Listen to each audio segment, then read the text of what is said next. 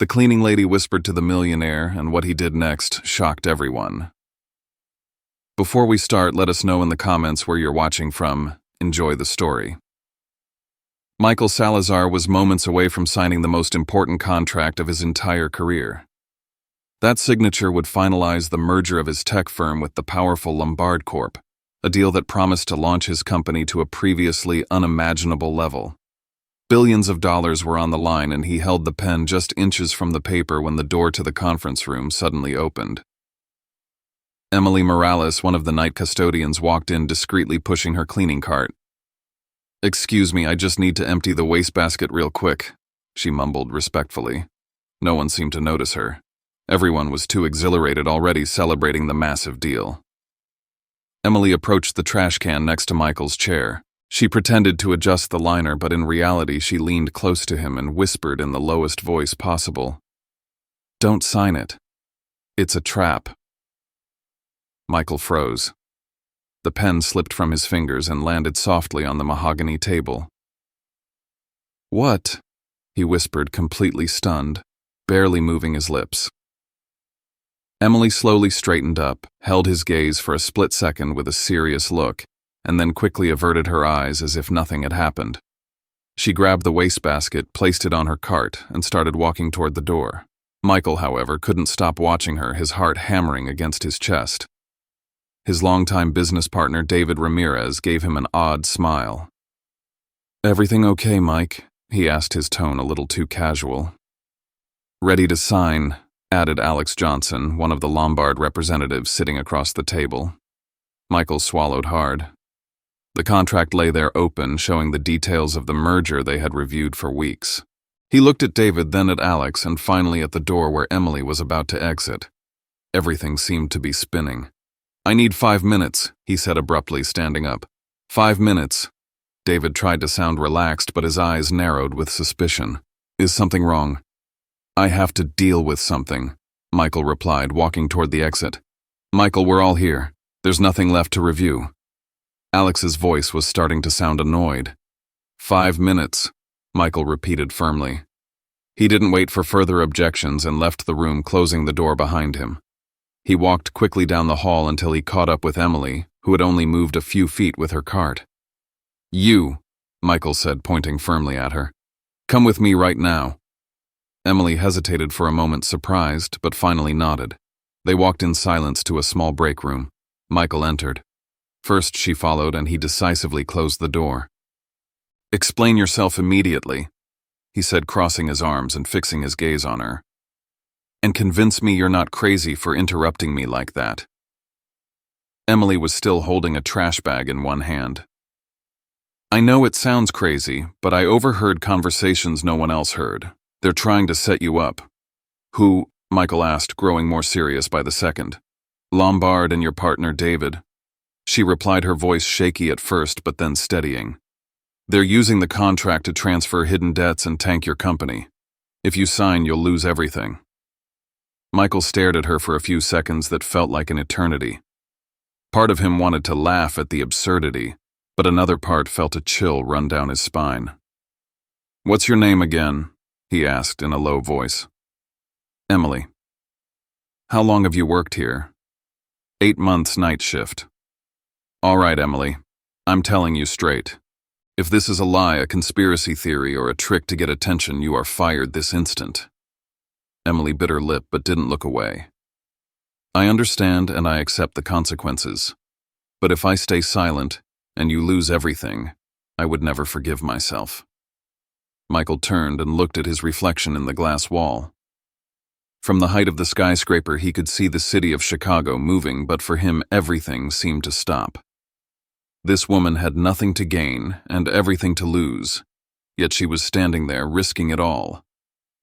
"Do you have proof?" he asked without looking at her. "Yes, photos, recordings, documents. I can show you." "Tonight at 7, right here," he said, pointing to the spot. "Bring everything. If you don't convince me, it will be your last day at the company." Emily nodded. Michael waited for her to leave before leaning his forehead against the cold glass wall. The contract was still on the conference table waiting for his signature, but for the first time in his career, he was doubting. When he returned to the conference room, the silence was total. Everyone looked at him as he pushed the door open. David was speaking quietly with Alex, but straightened up immediately. "Got your things sorted out?" David asked with a smile that didn't reach his eyes. "Yes," Michael replied, walking toward the table but not yet sitting down. He looked at the contract, then at the people present. "Actually, I think I need to review a few clauses again." "Review?" Alex frowned. "Mr. Salazar, we spent weeks going over every detail of this document." "Precisely why I want to give it one final look," Michael retorted, closing the folder firmly. "Let's reschedule for tomorrow." The tension was palpable. David slowly got up, resting his fists on the table. "Michael, this makes no sense.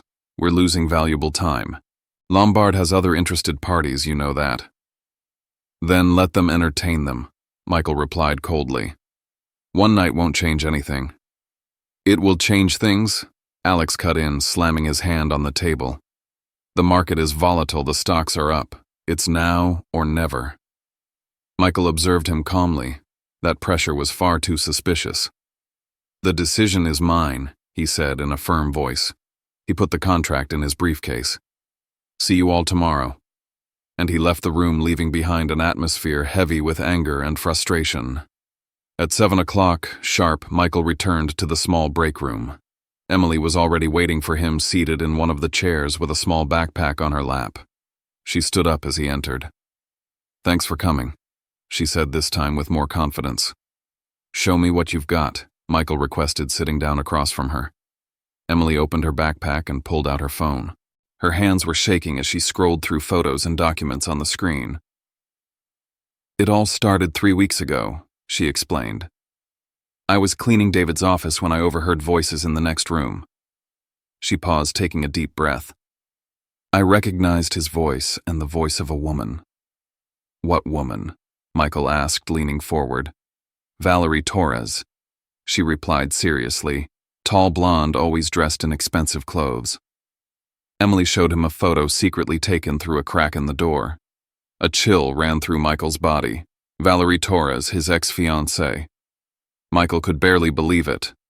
Valerie, the woman he had dated for 2 years and who had left him claiming they were too different, was now implicated in a plot to destroy him. "How is she involved in this?" he asked in a low voice, a lump forming in his throat. "She and David are together now," Emily replied, sliding to the next image. "And they are planning something against you." Emily slid the screen and played an audio recording from her phone. Although the quality wasn't perfect, the voices were clear. "The moment he signs, we'll have total control of the assets. Are you sure Michael doesn't suspect anything? He's always been too naive to see when he's being betrayed. He was with me and he will be now. And even if he finds out, he won't. He trusts too much. In 48 hours, the company will be ours." Michael's blood ran cold. David's voice was unmistakable, and Valerie's laugh, the one he once found charming, now sounded venomous. "Do you have more proof?" he asked in a strained voice. "Yes," Emily replied quickly, showing more photos of documents and screenshots. "Look, here are wire transfers to hidden accounts and these clauses." She pointed to a section of a photographed contract. "The version you reviewed says you'll retain 60% control, but the real one they're planning to use will leave you with only 20%. Michael snatched the phone to look with his own eyes. This is fraud. A felony." "And that's not all," Emily added, showing another photo. "Look at this transfer. $15 million that Lombard sent last week to David Ramirez's personal account." Michael shot up and walked to the window. From the 30th floor, Chicago sparkled at night, but for him, everything was dark. "Why?" he whispered, more to himself. "David has been my best friend for 15 years. We went to college together, built the company from scratch. Sometimes people change when there's too much money involved," Emily replied softly. "Or maybe they were always like that and you just didn't want to see it." Michael looked at her, still trying to process everything. "And why are you telling me this? You could lose your job." Emily hesitated for a moment before answering. "Because it's the right thing to do. I can't stand by and watch them destroy you." Michael studied her. He knew there was something more behind her words, but Emily didn't seem ready to share it. "I need more proof," he finally said. "I have to be completely sure. I can get it, but it will be risky." "Then be careful." Michael warned, his voice firm but his gaze worried. "If this is true, if David is really betraying me..." He couldn't finish the sentence. "We'll find out," Emily assured him with determination. When she left, Michael remained alone, staring out the window at the city. For the first time in 15 years, he doubted his partner and friend, and that doubt cut deep. The next day, he arrived at the office earlier than ever. He had spent the night awake thinking about the evidence Emily showed him. The images of the falsified contracts and the illegal transfers echoed in his mind. He went straight to the Human Resources Department. "I need the file for Emily Morales," he requested from Patty Gomez, the HR manager. She raised her eyebrows in surprise. "The cleaning lady is something wrong." "Just a routine check," Michael lied, trying to sound casual. Patty handed him a thin folder. Michael opened it, and as he read, his eyes widened in disbelief. Emily Morales, 28 years old. Bachelor of Science in Business Administration from the University of Michigan with a specialization in corporate finance. Previous consulting experience at McKinsey & Company. "McKinsey," Michael whispered, stunned. "Excuse me," Patty asked, leaning in to see what he was reading. "Nothing, thanks," he replied quickly, closing the folder and handing it back. He left HR with his mind spinning. How could someone with that resume be working as a cleaning lady? During lunch, he looked for Emily in the hallways. He found her on the 12th floor cleaning the windows of a small meeting room. "Emily," he called, approaching her. She turned around, surprised to see him there. "Is something wrong? Did you find out more about David?" "Actually, I found out something about you," Michael said, crossing his arms. "University of Michigan McKinsey & Company Corporate Finance. Your file." Emily's face paled. The cloth in her hand fell to the floor. "You checked my file. Why didn't you tell me who you really are?" Emily looked around to make sure they were alone before answering bitterly. "Because it doesn't matter. It doesn't matter how many degrees I have or what company I worked for.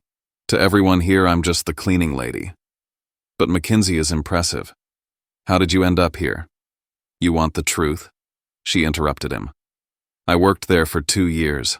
I was good, very good, but when it came time for promotions, there was always a reason why I couldn't move up. One day they'd say I lacked experience, another that my communication style didn't fit the company culture." Michael listened intently, noting the pain in her words. "In other words," she continued, "I was too competent for my current role, but I didn't fit their mold for a leadership role." "That's discrimination," Michael murmured. "You could have sued." "With what money?" she retorted, picking up the water bucket. "And who do you think they would have believed, a Latina woman or a firm the size of McKinsey?" Michael remained silent, digesting the injustice. "And your family? I remember you mentioned a sister. Her name is Chloe. She's 22, Emily replied softly. She was born with a congenital heart problem. She needs surgery that costs $200,000. She paused, swallowing hard. When they forced me to resign, I had to take any job I could find. This one at least offers health insurance that covers part of the medication and the future operation.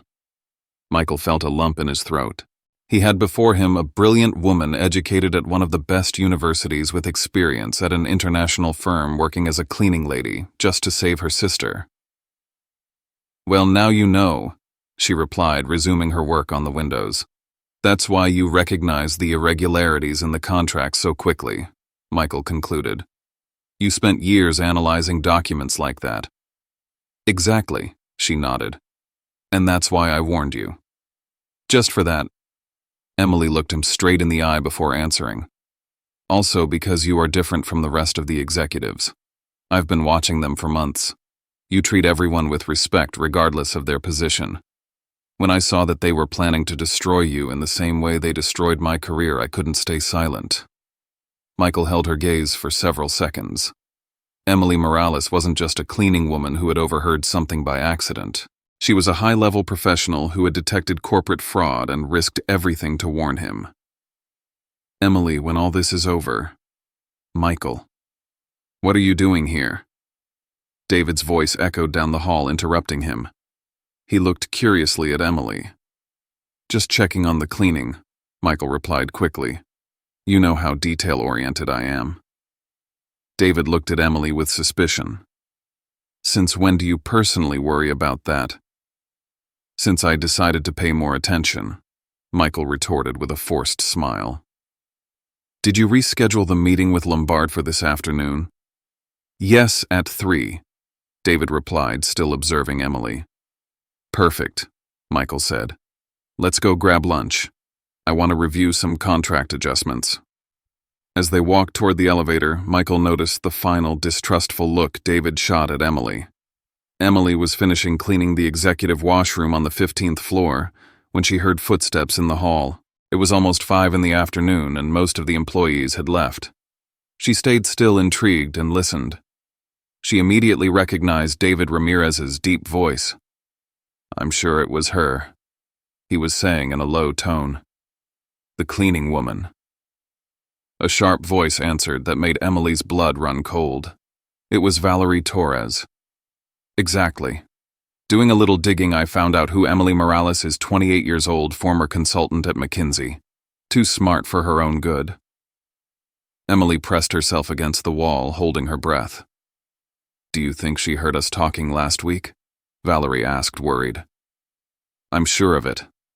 I checked the security cameras. She was cleaning my office right when we were finalizing the last details. And Michael acted differently today.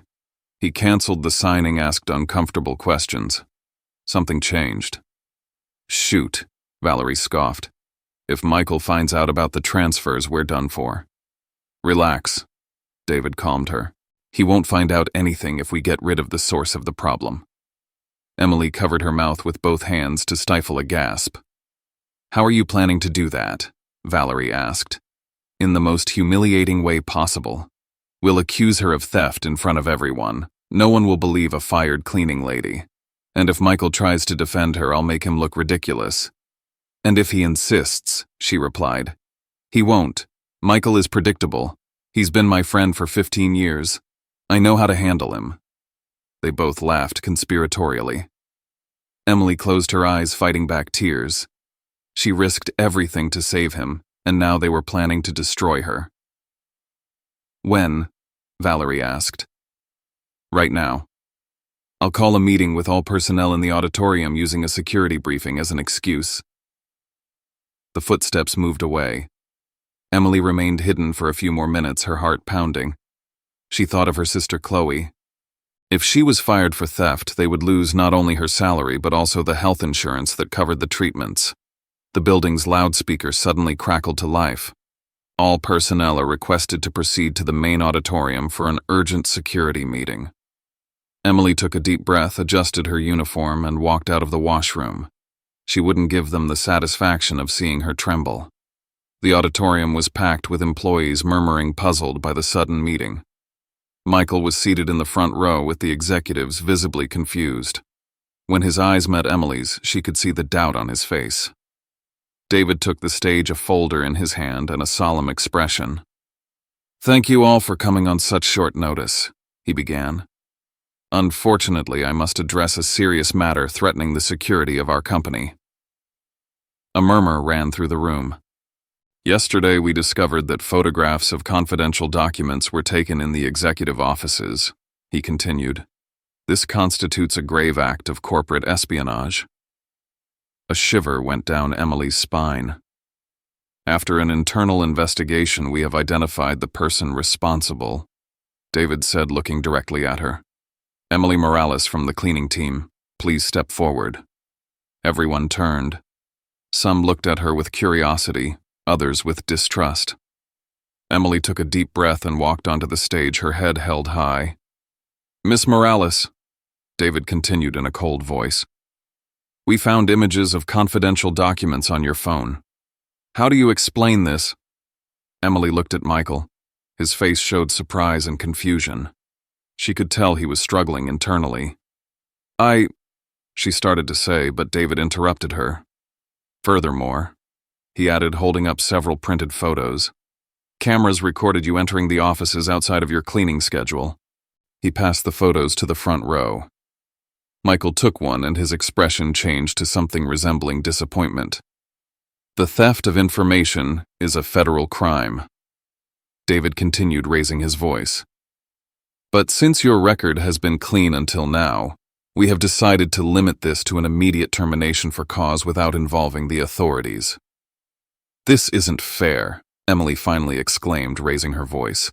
I was only trying to protect what your own self-interest, Valerie interrupted, now standing up in the audience. She planned to sell the information to the competition. No, Emily shouted. I wanted to protect Mr. Salazar from a betrayal. Enough, David roared, hitting the podium. I will not allow a dishonest employee to tarnish the name of this company. Security, escort her out. 2 guards advanced toward her.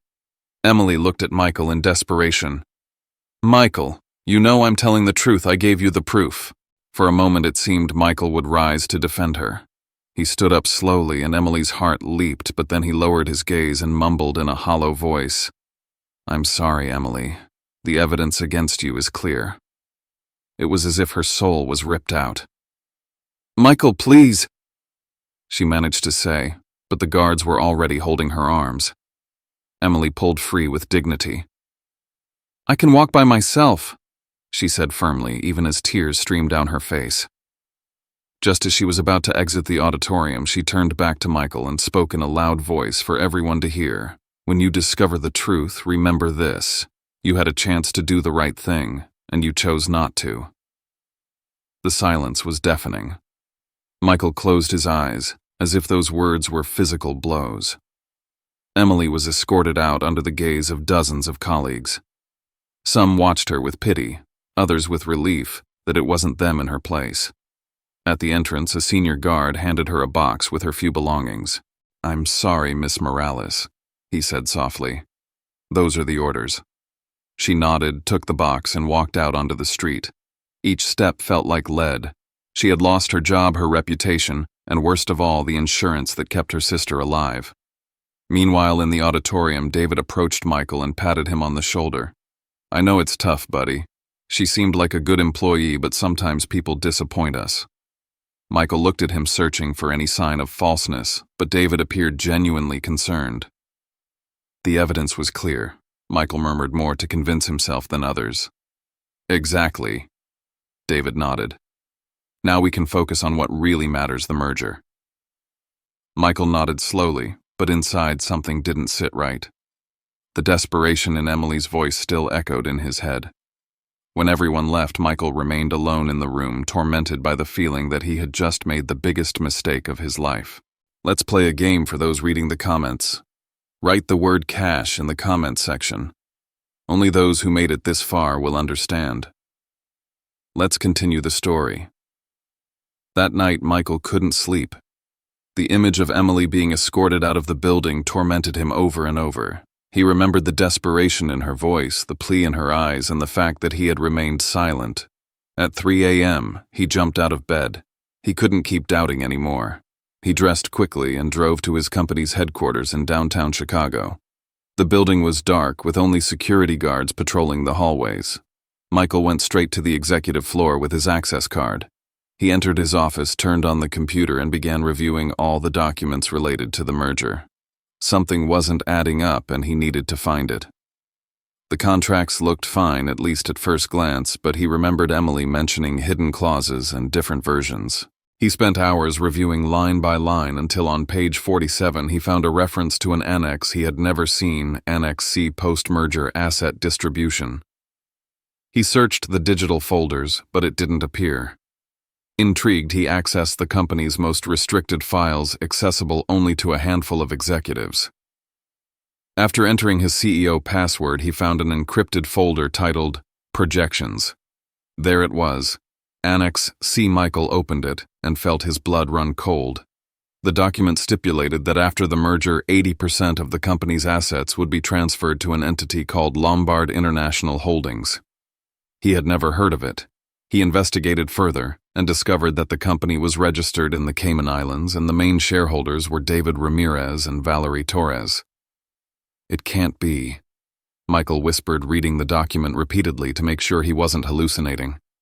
The plan was ingenious and ruthless. They would have him sign believing he was retaining majority control, when in reality he would be giving almost everything to a ghost company controlled by his best friend and his ex-fiancée.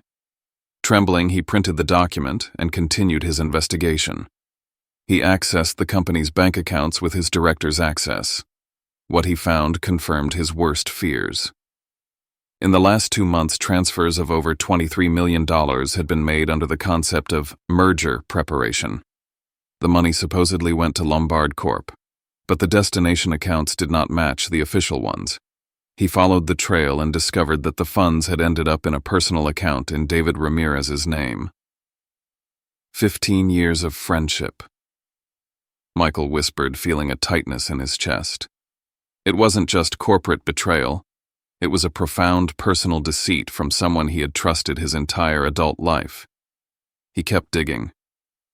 He found emails between David and supposed Lombard executives that he had never been copied on. The messages revealed that the merger was nothing more than a disguise for a hostile takeover. Lombard wasn't even an active corporation, just a front for the fraud. In one of the emails dated 3 weeks earlier, David wrote, "With 15 years of friendship on my side, Michael will never suspect. When he signs, we'll have full control and can disappear before he realizes it." Michael had to turn away from the screen. He felt nauseous. David had been his best man, his brother in life, and Valerie, the woman he had loved, despised him enough to sink him along with David. That wasn't all. The server also stored phone calls automatically recorded by the company's security system. He played one from 2 weeks ago. "Are you sure Michael doesn't suspect?" Valerie asked. "I know him well," David replied. "He's too trusting. He would never imagine I'd betray him. And if he finds out, if that happens, we'll use the fake documents. We'll accuse him of fraud. With my word against his and your contacts in the press, everything will be in our favor. You hate him that much. It's not hate, it's ambition." Michael slumped into his chair, his soul shattered. He remembered David being his best man at his wedding. He remembered the tears they shared when his mother died. He remembered all the sacrifices they made together to build the company from the ground up. It had all been a facade. Dawn found him still in front of the computer, surrounded by printed documents and recordings saved on a USB drive. He had enough evidence to send them straight to prison, but he also carried an enormous weight of conscience. Emily had tried to save him, and he had remained silent when she needed him most. He remembered her words in the auditorium. "You had a chance to do the right thing, and you chose not to." She was right. With a mixture of determination and remorse, Michael copied all the files, emailing them to himself from different accounts. He put the USB in his pocket and turned off the computer. He knew time was running out. He was just leaving the building when his phone rang. It was David. "Michael, glad you answered." His voice sounded strangely calm. "I couldn't sleep after last night. I know the cleaning lady thing got to you." Michael took a deep breath, trying to sound normal. "I'm fine. It was tough, but you were right. The evidence was clear." "I'm glad you see it that way." David lowered his voice. "Ready for today? It's our big moment." "Yes, at 9 sharp. "Exactly. And remember, Michael, no matter what happens in business, our friendship is what matters most." Michael closed his eyes, his rage contained. Those hypocritical words made him sick. "Of course, David," he replied in a tense voice. "For me too." He hung up and stood watching the sunrise over Chicago. He knew what he had to do, save his company, clear Emily's name, and confront the 2 traitors. But first he had to find her. After everything she had risked, the least he could do was apologize. Using the HR records, Michael located her address in a modest neighborhood on the city's south side. He drove there and stopped in front of a worn 3-story building with peeling paint and windows mended with tape. He climbed the stairs to the 2nd floor and knocked on the door of apartment 2B. Slow footsteps were heard inside. The door opened slightly, held by the security chain.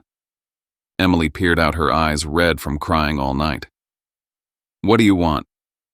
she asked in a cold voice. "Emily, please, I need to talk to you. I found out the truth about David and Valerie." She let out a bitter laugh. "Just now, how convenient. After you made me look ridiculous in front of everyone. Let me explain." "There's nothing to explain," she cut in, trying to close the door. Michael put his hand against the wood. "Wait, you were right.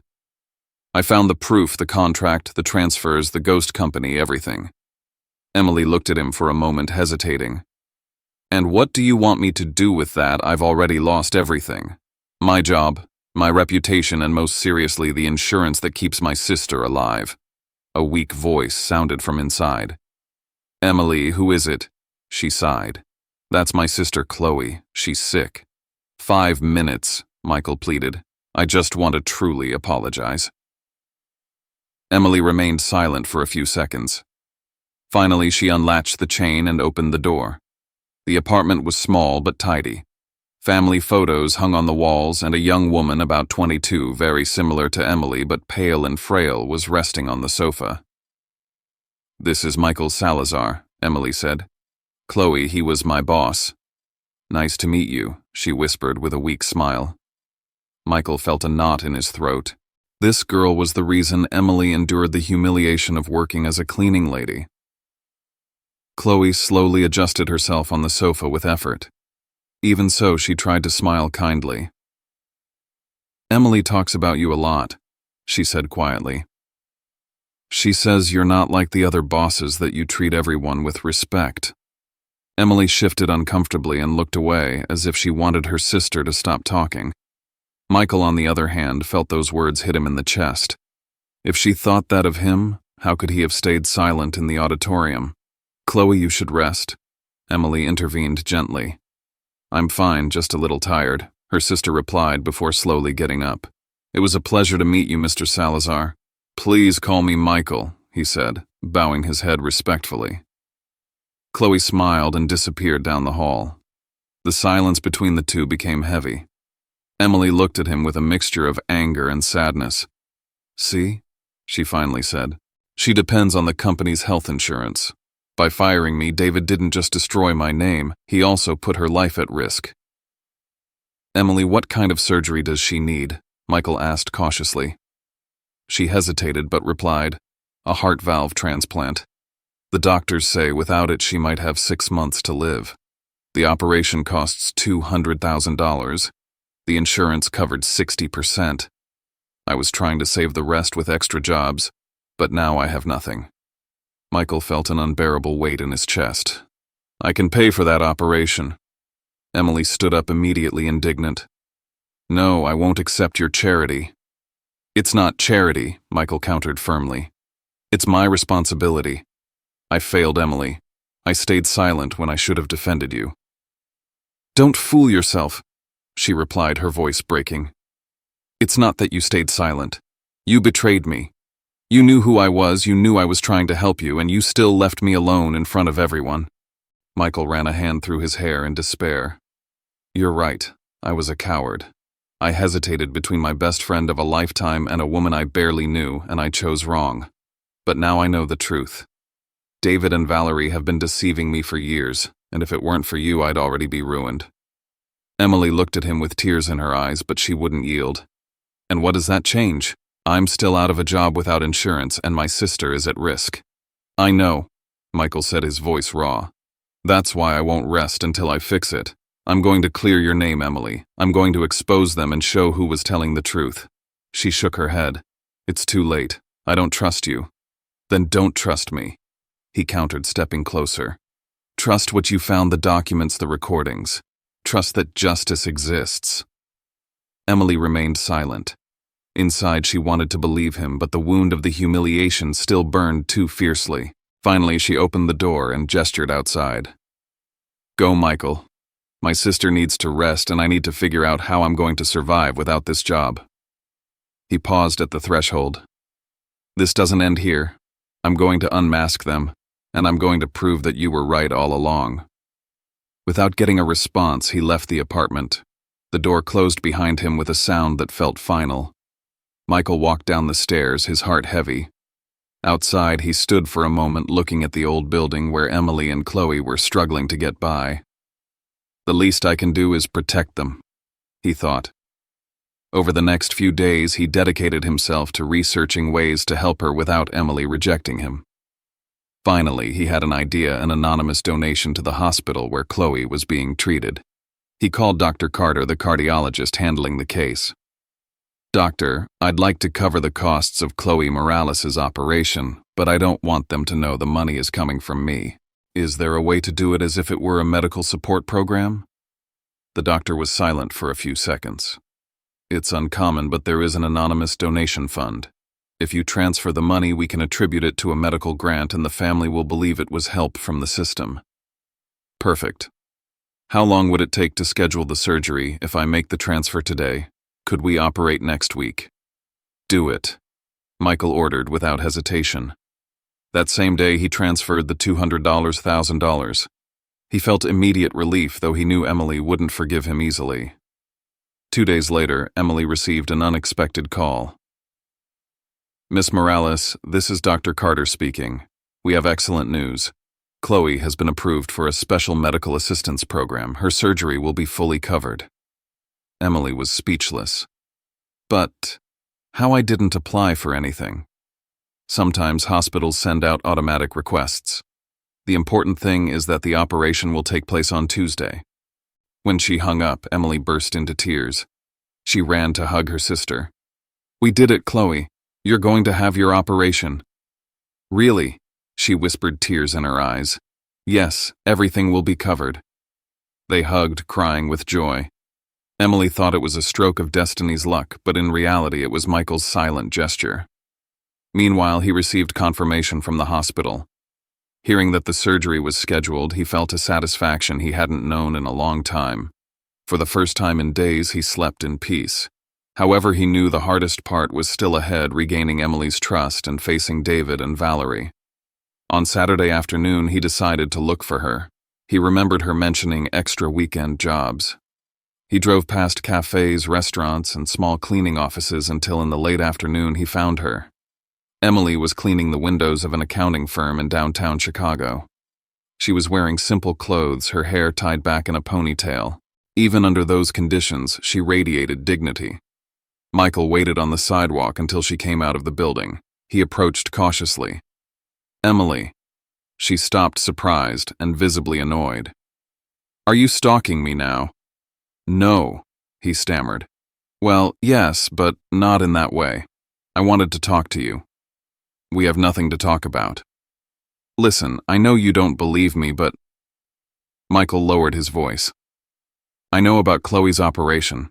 I know the hospital contacted you." Emily looked at him suspiciously. "So what? It has nothing to do with you. It was a medical assistance program. The important thing is that now your sister will have a chance, and I'm happier about that than I can explain." She observed him in silence, as if trying to decipher if there was anything hidden in his words. Finally, she sighed and started walking toward the subway station. Michael followed her. "Just 5 minutes," he pleaded. "Let me talk to you." Emily stopped dead in her tracks and faced him. 5 minutes? For what? To try and justify yourself?" "No, to tell you what I feel." She raised her eyebrows, incredulous. "I'm listening." Michael took a breath. "It's not guilt, Emily. It's admiration, respect, and something else I'm still trying to understand. You forced me to look in the mirror and see that I wasn't as brave as I thought. You risked everything to help me, and I failed you. Now I want to prove to you that I can be the man you deserved to have defend you." Emily looked at him coldly, although a slight tremor ran through her chest. "And who do you want to be now, Michael?" He held her gaze. "I want to be someone worthy of the courage you showed." The silence lingered for a few seconds. Finally, Emily pointed to a cafe on the corner. "Fine. 5 minutes." They went in together, sat by the window, and ordered 2 hot chocolates. Michael opened his briefcase and pulled out a folder full of documents. "I want to show you something," he said, placing it on the table. "Everything I discovered about David and Valerie." Emily cautiously picked up the papers and began to read. She quickly scanned the documents. Each page confirmed what she suspected: falsified contracts, transfers to hidden accounts, emails where David and Valerie talked about taking over the company as if it were loot. "This," she murmured, her eyes fixed on the papers. "It's worse than I imagined." "Yes," Michael nodded. "They were planning to leave me with nothing, and they sacrificed you to protect their plan." Emily put the documents down on the table and looked at him seriously. "What are you going to do with all of this?" "Expose them. I'm calling a meeting with the board of directors and the main partners. I'll show all this proof there." "Is that all?" Emily asked, frowning. "It's not just that," Michael countered. "It's risking everything in public with the press and the board. If I make a mistake or if something goes wrong, I could end up just as they want, ruined." Emily observed him carefully. There was sincerity in his voice, but also fear. "And you expect to do it alone?" Michael leaned forward. "I need your help, Emily. You still have the recordings, the photos, the evidence you got in secret. If we combine them with what I found, there will be no way for them to deny it." She remained silent, moved by his words. Part of her wanted to tell him no, that she had already risked too much, but a stronger part knew that if she stayed silent this time, David and Valerie would win. "If we do this," she finally said, "it has to be today. They suspect something. The more time passes, the more likely they are to destroy the evidence or invent another trap." Michael nodded. "Today it is. I'll call the board for a 2 o'clock meeting." "And if they try to get ahead of you?" Emily asked. "They'll have to face the truth," Michael replied firmly. They remained silent for a moment, each processing the risk they were about to take. The cafe was almost empty, and outside people walked by, unaware of the hurricane brewing at one of Chicago's most important firms. "Emily," Michael said, lowering his voice, "I'm not just asking for your help as a witness. I want you to come back to the company, but not as a cleaning lady. I want to offer you a position as Vice President of Operations." Emily choked on her hot chocolate. "Vice President, are you kidding me?" "I'm not. You have the experience, the training, and above all, the integrity I need by my side." Emily hesitated. "I'm the woman everyone saw escorted out of the auditorium accused of being a thief." "Precisely because of that," Michael replied. "Because you know what it's like to lose everything for doing the right thing. No one is better equipped than you to help me rebuild what David and Valerie tried to destroy." Emily looked at him for a long time without responding. She felt her defenses crumbling even though she didn't want to admit it. "Let me think about it," she finally said. Michael smiled. "Think about it all you want, but I would like you to be with me in that room today." She lowered her gaze, thoughtful. She knew confronting David and Valerie would be dangerous, but she also knew Michael spoke with a different conviction, very different from the man who stayed silent in the auditorium days ago. When they left the cafe, they had already decided on the plan. They would gather all the evidence, organize it into a single file, and present it to the board of directors and company partners. At 10 in the morning, Michael was in his office reviewing the final details when the door burst open. David entered without knocking. "We need to talk," he said in a sharp tone. Michael forced himself to stay calm. "What about—" David closed the door and approached the desk with a firm step. "About your little late-night investigations." Michael felt his stomach drop. "I don't know what you're talking about."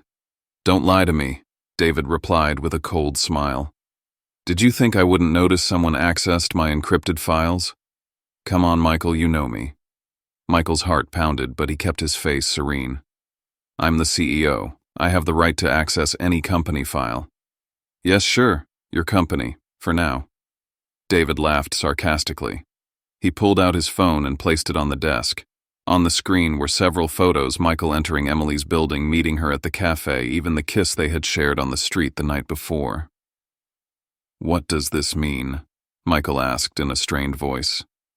"It means I can not only sink you with financial evidence, but also with your personal life. You've been using privileged information to contact a former employee and even funding her sister's surgery." "How do you know about the surgery?" Michael asked, feeling his blood run cold. "Come on, Michael. Did you really think you could move $200 and without me noticing? David leaned toward him with a poisonous smile. I can make it look like bribery, abuse of power, whatever you want. Michael glared at him. You're a monster. I'm a businessman. You, on the other hand, are naive.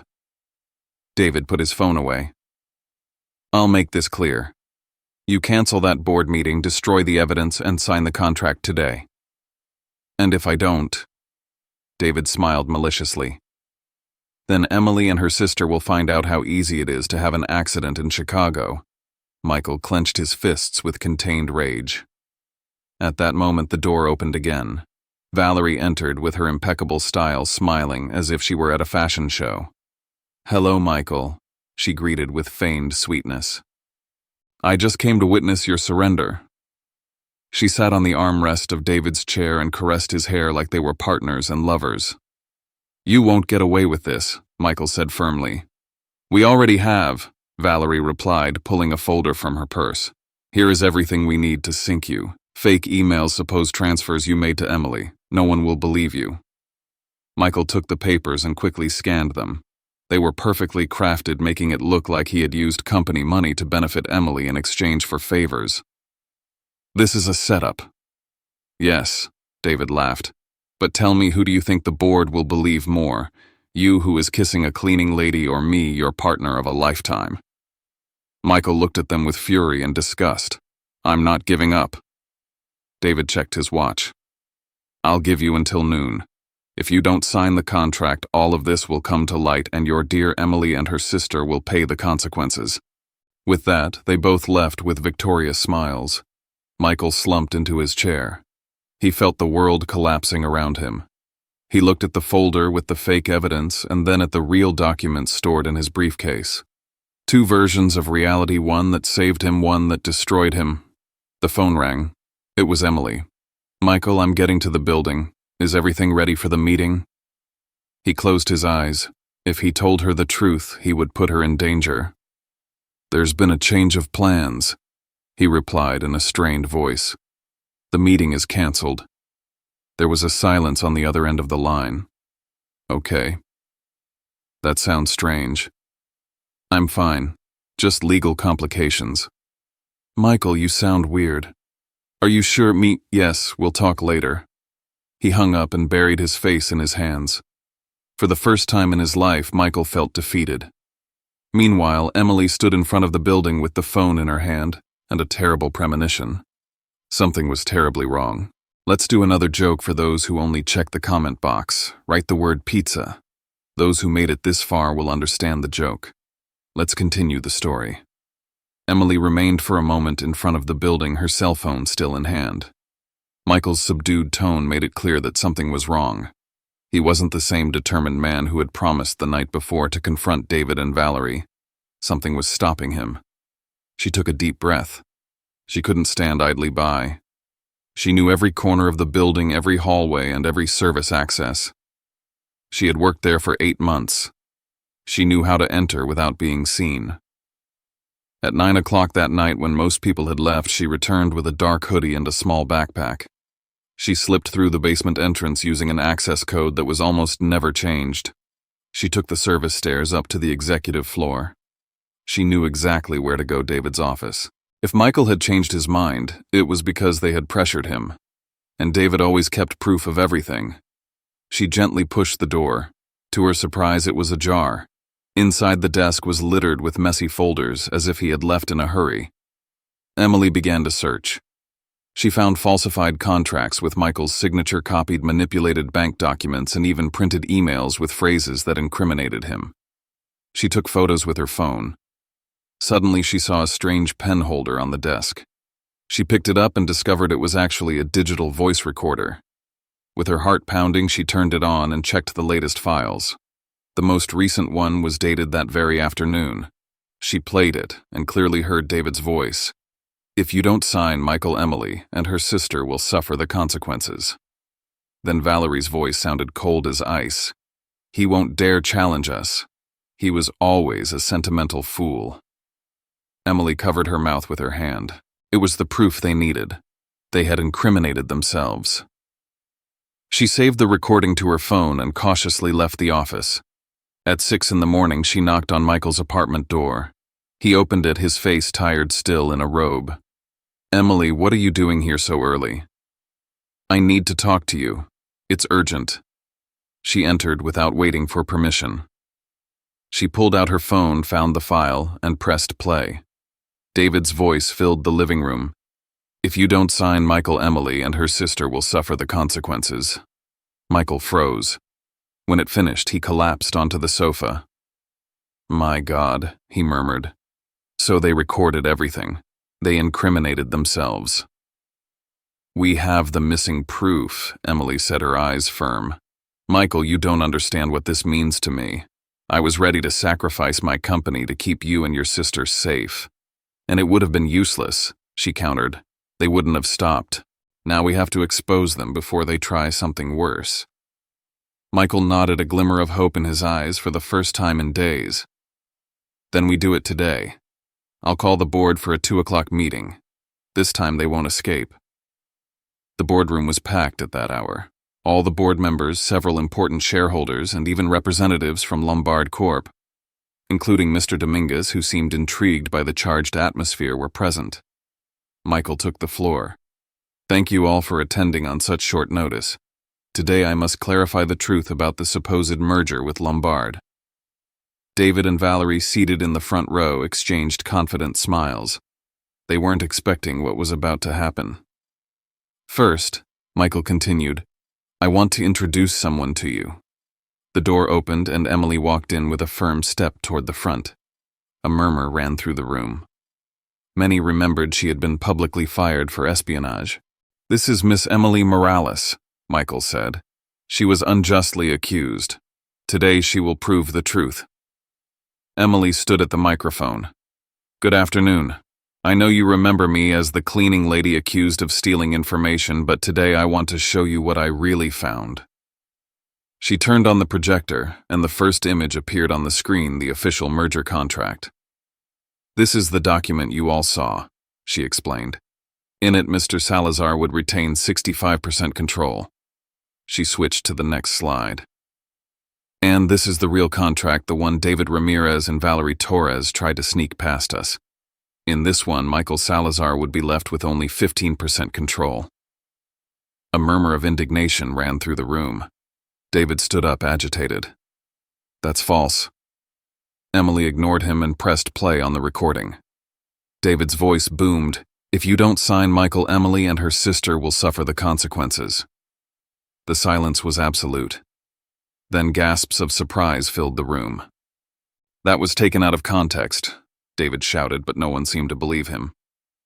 Emily switched to the next piece of evidence: bank transfers for millions of dollars to David's personal account. Then an email from Valerie saying, "With Michael out of the way, we'll have absolute control." Valerie stood up indignant. "This is illegal. Using private recordings is a crime." Mr. Dominguez, the Lombard representative, spoke then in a grave voice. "What is illegal is falsifying contracts, diverting funds, and planning a corporate scam. Lombard had no knowledge of this. You have tarnished our name." David tried to approach the podium, but Michael stopped him with a look. 15 years of friendship." Michael said, his voice heavy with pain. "And it was all a lie." Just then the back door opened and Inspector Rivas entered with 2 agents from the FBI's white-collar crime unit. "David Ramirez and Valerie Torres," he announced with authority, "you are under arrest for corporate fraud, document forgery, and threats." The auditorium erupted in applause as the agents placed handcuffs on them. David struggled and yelled, "This isn't over, Michael. You'll pay for this." Valerie accompanied him with a bitter smile. "You were always too weak," she told Michael as they escorted her out. "That's why you never deserved anything." Michael didn't respond. He just watched them leave, knowing that a dark chapter of his life was finally ending. Emily turned off the projector and stepped down from the stage. When their eyes met, Michael smiled with gratitude. She returned the smile, though timidly aware that there were still many things to heal. Hours later, with calm returning to the company, Michael and Emily were left alone in the empty boardroom. "I don't know how to thank you for what you did today," he said, approaching her. "Don't thank me," she replied. You were the one who made the decision to show the truth even knowing what you risked. Emily. Michael took a breath. When all this settles down, I want you to come back. Not as a cleaning lady, but as what you truly are, a brilliant professional. She looked at him, surprised by the sincerity in his voice. I'll think about it, she replied softly. For the first time in a long time, Emily felt that maybe, just maybe, she could trust him again. That night, Michael left the building with a mix of exhaustion and relief. Chicago was still buzzing as always, its streets full of lights and pedestrians, but for him, everything had changed. He had regained control of his company, unmasked David and Valerie, and most importantly, cleared Emily's name. However, one question lingered in the back of his mind. Would she trust him again? 3 days later, Emily was at the hospital with her sister. Chloe was recovering successfully from the operation. The young woman, paler than usual, but with a sincere smile, squeezed her hand. Do you know what the first thing I told the doctor was when I woke up? Chloe asked weakly. What? Emily replied, stroking her hair. That I wanted to see the streets of San Francisco with you again when I recover. Remember, we always dreamed of walking across the Golden Gate Bridge together. Emily smiled through tears. We will, I promise you. Just then, there was a knock on the door. Michael appeared, dressed in a simple suit without the stiffness of previous days. He carried a bouquet of flowers. I'm sorry if I'm interrupting, he said softly. I just wanted to know how she's doing. Chloe smiled. You're the famous Michael she told me about. Emily rolled her eyes. Chloe, don't deny it, sis. It's obvious he cares about you. Chloe laughed weakly. Michael approached the bed. I'm glad to see you well. You are strong, just like your sister. Chloe squeezed his hand. Promise me you'll take care of Emily. She always takes care of everyone else, but someone has to take care of her. Michael looked at her seriously. I promise. Emily watched him in silence. That promise didn't sound empty or forced. That same afternoon, Michael invited Emily to walk around Millennium Park. The sun was setting and the iconic Cloud Gate sculpture, the Bean, gleamed with golden tones. The park was full of tourists, but among so many people they seemed to be in a small world apart. Why did you bring me here? Emily asked, curious. Because this place represents something to me. Michael stopped and looked toward the city skyline. When I was young and only dreaming of owning a company, I used to come here. I'd sit on a bench and think about everything I wanted to build. And now, he looked at her. I realize that the most valuable thing I can build isn't a company but relationships that are real. Emily looked down, moved. Michael, I don't know if I can trust again. What happened in the auditorium hurt too much. He nodded. I understand. I'm not asking you to forget overnight. I just want to prove to you with actions that I am a different man from the one who left you alone that time. They stood in silence for a moment, looking at the vibrant park. And if you fail again, she asked quietly, then I'll have lost the greatest opportunity of my life, he replied without hesitation. Because it's not just about the company anymore, Emily. It's about you. She looked at him surprised. For the first time in a long time, she felt that a man's words were not empty promises, but a genuine commitment.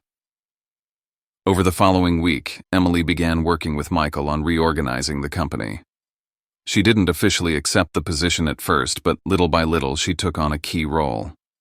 She reviewed contracts, detected errors that others missed, and proposed practical strategies. Employees were surprised to see her in executive meetings, but most soon understood why Michael listened to her so attentively. She had knowledge that few could match. One day after a long meeting with shareholders, Michael stopped her in the hallway. Emily, I need to make you a formal offer. Again, she joked. You already offered me vice president. Yes, and I stand by it, but I don't want you to think I'm offering it out of gratitude, but because you truly deserve it. This week's numbers prove it. Thanks to your adjustments, we recovered 15% of the losses. Emily looked at him incredulously. Really? Really? He smiled. That's why I want you to accept the position, as vice president with full salary and benefits and the freedom to make important decisions." She was silent for a few seconds. She remembered everything that had happened, from cleaning the hallways of that building to being humiliated in the auditorium. And now Michael was opening the door to a completely different future. "It's settled," she finally said. "I accept." Michael smiled broadly. "You won't regret it." The news spread quickly within the company. Emily Morales, the woman unjustly accused, was back, but this time as the vice president of operations. Some were surprised, others murmured behind her back, but most greeted her with respect. The first day in her new office, located right next to Michael's, Emily stopped in front of the window, which offered a stunning view of the city. She had never imagined having a space like this. Michael walked in without knocking and leaned against the doorframe. "How do you like your new view?" Emily smiled. "I still can't believe it." "Believe it," he countered. "You earned every inch of that office." They both laughed softly. For the first time in weeks, Emily allowed herself to feel a sense of peace. That night, Michael invited her to dinner at a restaurant overlooking the Chicago Riverwalk. The place was illuminated with lanterns, and the reflection of the water created an almost magical atmosphere. "You know," Michael said as they toasted with red wine, "I always thought success was having more money and more power, but after everything that happened, I realized that true success is having someone you can trust." Emily looked at him seriously. "Trust is easy to talk about, but hard to regain." "I know." Michael put down his glass. "I'm not asking you to give me your complete trust right now. I'm just asking for the opportunity to earn it." The silence was filled with soft background music and the murmur of the water. Emily took a deep breath. "Fine, an opportunity, but nothing more." Michael smiled gratefully. "That's enough for me." As they left the restaurant, they walked together along the river's edge. The cool night air enveloped them, and the lights reflecting on the water looked like fallen stars. Michael stopped for a moment and looked into her eyes. "Emily, may I ask you something?" "Go ahead." "Would you let me kiss you?" She looked at him surprised. Her first reaction was to look away, but then she slowly nodded. Michael leaned in and kissed her softly. It wasn't an impulsive kiss, but one filled with calm promise and respect. When they separated, they both smiled with a certain shyness. "This complicates everything," Emily said, trying to joke.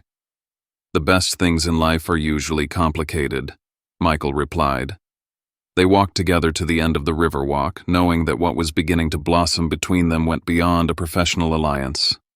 The days that followed were different at the company. For the first time in a long time, the atmosphere was hopeful. Employees whispered about what had happened at the board meeting, how David and Valerie had been handcuffed, how Emily, whom everyone thought was just a cleaning lady, had confronted them with irrefutable proof.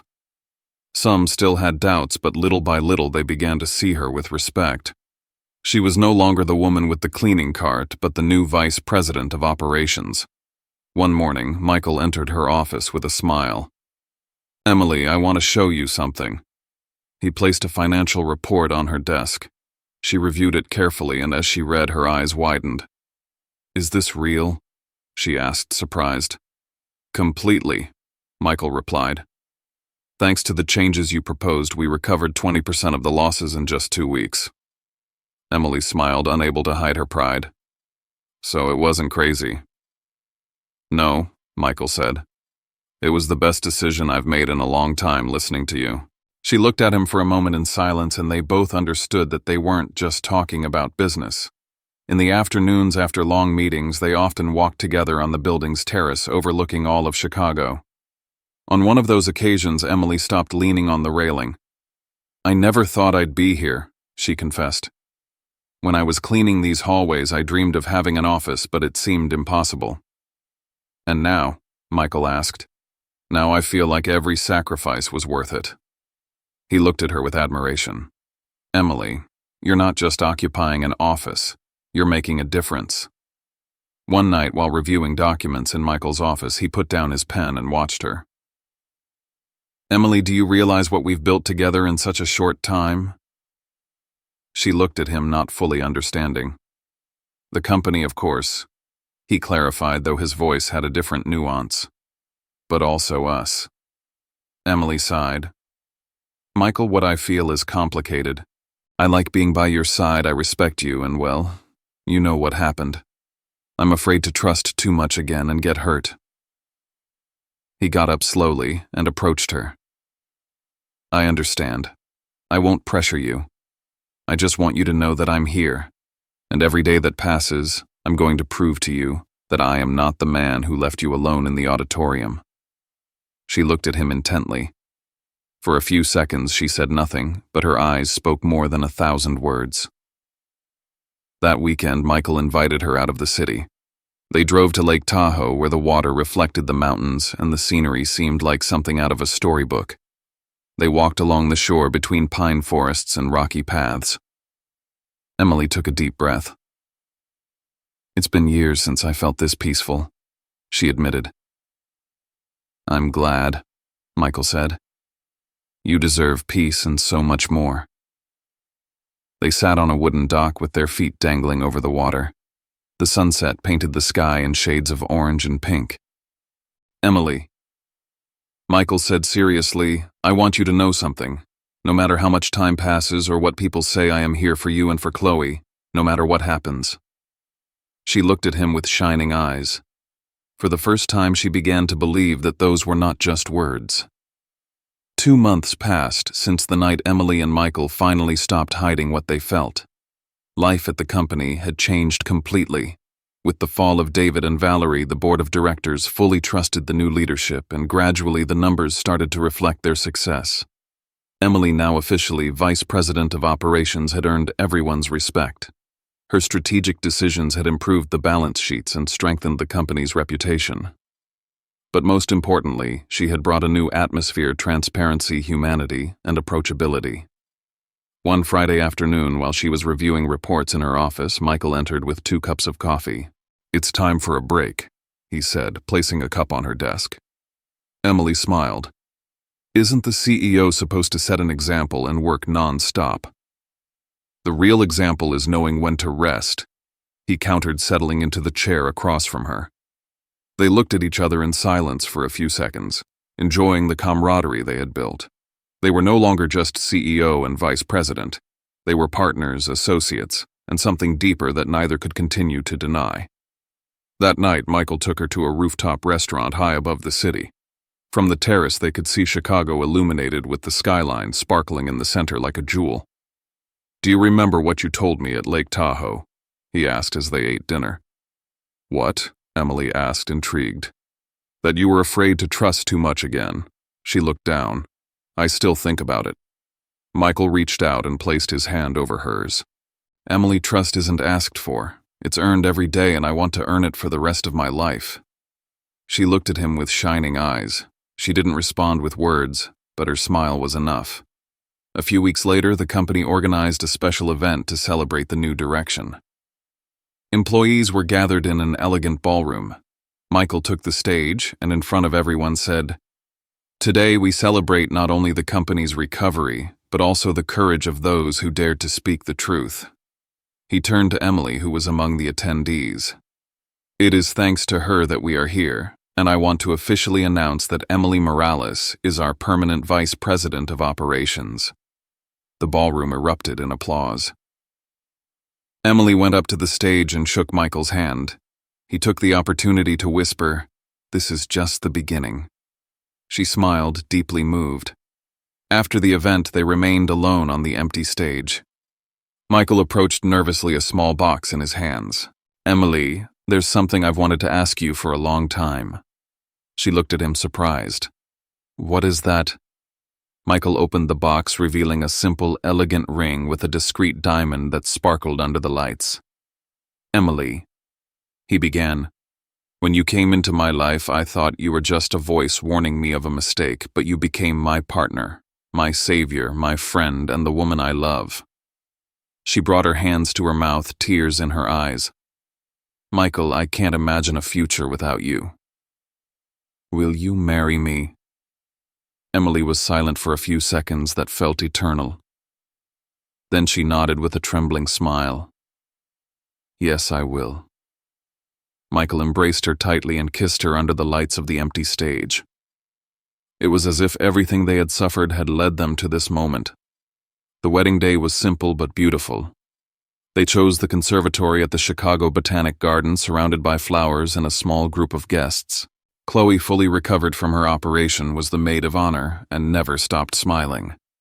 When Emily walked down the aisle in a simple, elegant white dress, Michael felt his breath catch. She looked at him with tenderness, and in her eyes there was no trace of past doubts. "I promise to cherish you, respect you, and walk by your side through everything," Michael said in his vows. "And I promise never to stay silent when I see the truth, even when it's hard," Emily replied with a knowing smile. "I promise to be with you in every battle and every victory." They kissed amidst tears and applause. Life continued its course. Michael and Emily, now married, shared not only the company's leadership, but a home filled with love. Chloe lived with them for a while, recovering completely, and occasionally she would recall with a laugh, "If my sister hadn't dared to speak up that time, none of this would have happened." She was right. It had all started with a whisper at the exact right moment.